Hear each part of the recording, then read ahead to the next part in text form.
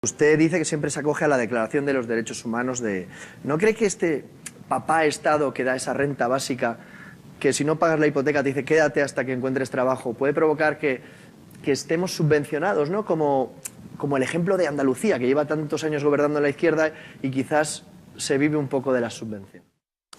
Vamos a ver. Primeramente yo hago un discurso, pero mi mejor discurso es el ejemplo. O sea que yo predico desde el ejemplo cómo vivo y todo el mundo sabe de qué vivo. En cuanto a lo de papá Estado, vamos a ver. Seguramente nadie me negará que la solemne Declaración de Derechos Humanos es un monumento. Pues ahí dice que en el caso de paro toda persona tiene derecho a un subsidio. Luego, si estamos con la solemne Declaración de Derechos Humanos, hay que aceptar que todo tiene derecho por ser humano. ¿No hablamos de la dignidad intrínseca del ser humano? Pues eso significa, para que el ser humano sea digno, tiene que comer todos los días, si no ese discurso es bazofia. Pero hay más. La Constitución española habla de una serie de derechos de los españoles, por tanto, el que la gente se le dé cuando no tienen es un derecho al cual tienen, y perdone la repetición, tienen derecho por ser seres humanos. Usted afirma, para salir de esta crisis, aquello de no pagar las deudas ilegítimas, aquello de la auditoría de la deuda que hicieron en Ecuador.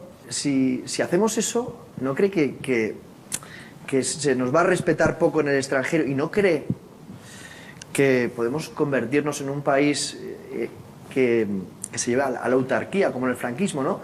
Porque si no pagamos las deudas... ¿Pero usted se cree que a este país lo respetan ahora?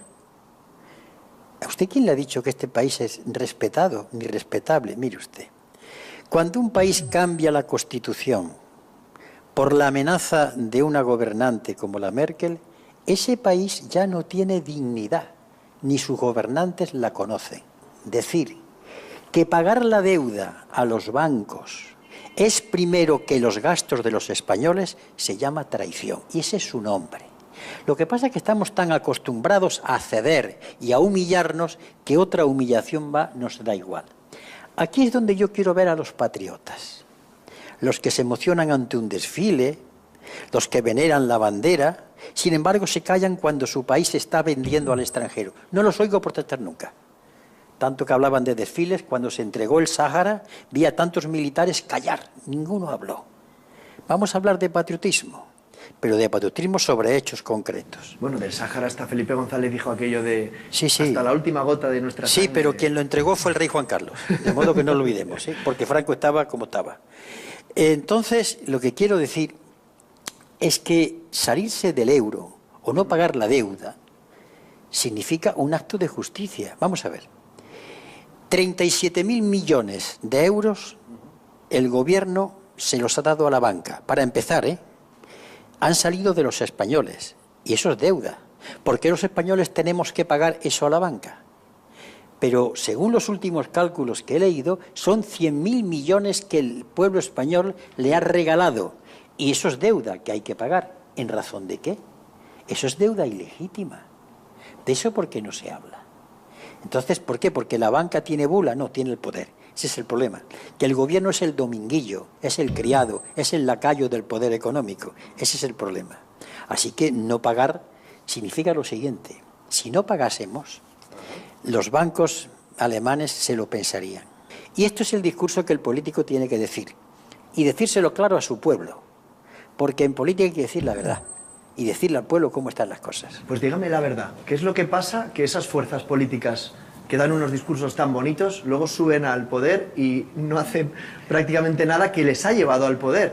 Pero hablo de Felipe González, hablo de Zapatero y hablo de Rajoy, Pero mire, ¿estamos todos enfadados? Sí, están ustedes enfadados, pero cuando todo el mundo está enfadado, pero cuando yo veo la intención de voto, veo que lo siguen votando. Y en este caso ya tengo que decirle algo. Pues pueblo mío, tú también eres culpable. Aquellos que votéis, a los que ya han hecho lo que han hecho, porque después, ¿cómo puede ser que haya sitios en que la gente vuelve una vez y otra a votar a ladrones?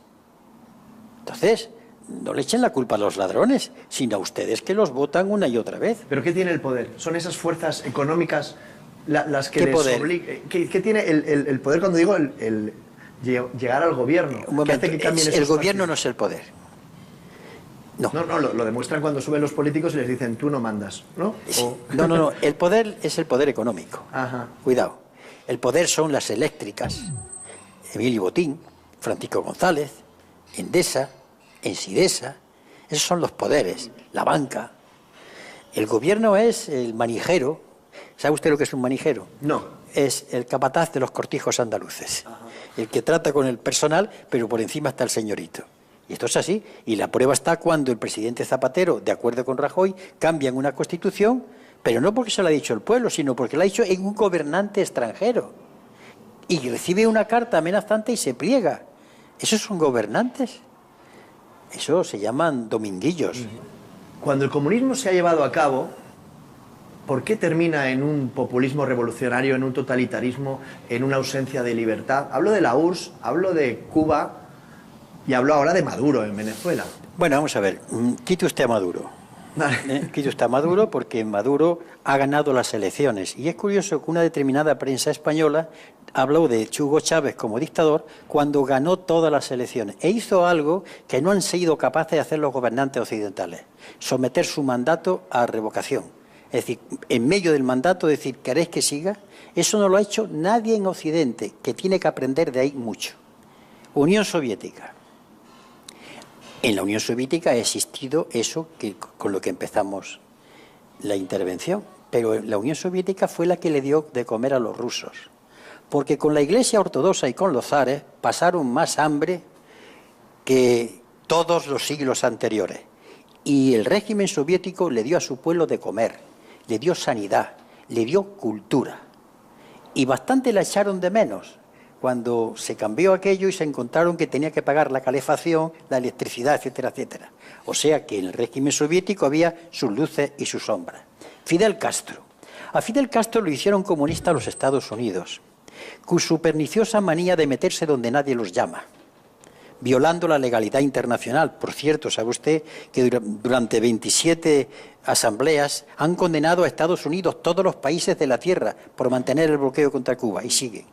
Fidel Castro fue un revolucionario que se levantó contra una dictadura que mataba a su pueblo de hambre. Y le puedo asegurar que en Cuba se come, que tienen una educación y una sanidad, que han mandado médicos a todas partes y la prensa nunca lo dice. Por ejemplo, los médicos que hay en Haití. En Sevilla hay maestros cubanos dando clases y no he oído a nadie dar esa noticia. Y naturalmente es un concepto que tienen. No estará de acuerdo conmigo en que hay menos libertad, que hay solo un partido político. Sí, mire usted. La libertad no es solamente la existencia de partidos políticos, porque verá usted, aquí hay partidos políticos y hay zonas donde no hay ninguna libertad. De modo que lo que pasa es que efectivamente, al tocar el tema Cuba, que es un tema espinoso, yo le confieso lo siguiente: seguramente yo discutiría muchas cosas con el comandante Castro. Lo he hecho cuando he hablado con él. Pero tengo claro una cosa: el comandante Castro y yo estamos en la misma trinchera, contra los Estados Unidos. Pero estamos de acuerdo que en los regímenes comunistas la gente se escapa.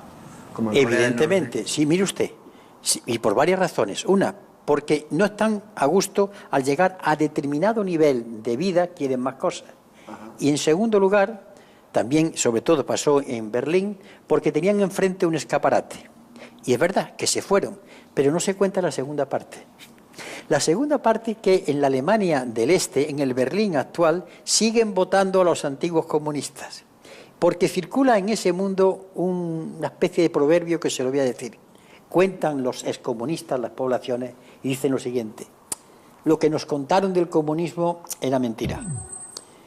Lo que nos contaron del capitalismo era verdad. Nosotros nos hemos encontrado con estos nuevos políticos que tienen más capacidad que nunca para tener más información que nunca, pero menos preparados. Entonces, incluso hoy la encuesta PISA dice que nuestros profesores, por irme a su profesión, son los que menos se reciclan, los que menos se forman.